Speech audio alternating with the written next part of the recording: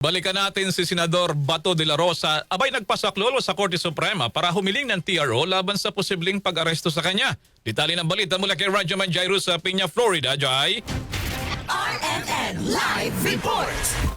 Bago man na i-Radyo Man Jenny nagayon nga ng petisyon sa Korte Suprema ang kampo ni Senador Bato de la Rosa para humiling ng proteksyon laban sa posibleng warrantless arrest at umunoy pagpapatupad ng warrant ng International Criminal Court.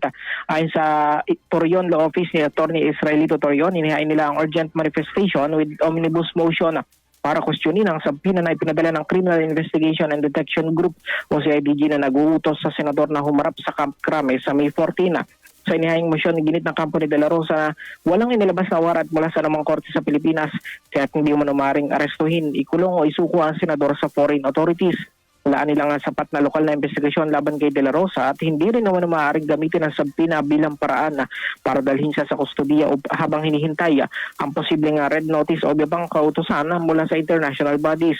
Niniling din ng kampo ni De La Rosa sa katasasang hukuman na magpalabas ng Temporary Restraining Order TRO at writ of preliminary injunction para pigilan naman ang anumang pag-aresto, pagdetine o pagsuko sa senador ng walang judicial warrant mula sa korte sa Pilipinas.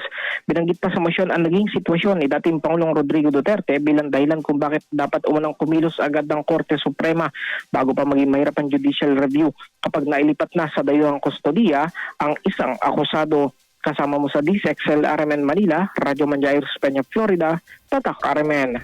RMN Network News!